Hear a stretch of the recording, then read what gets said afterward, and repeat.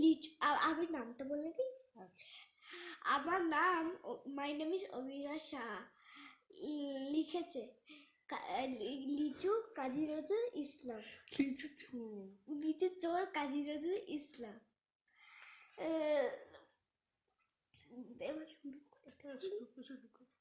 এবার শুরু করি। মাবুদের তাল পুকুরে, হাবুদের ডাল পুকুরে, সে কি বাস করলো তারা, বলিতাম একটু দাঁড়া।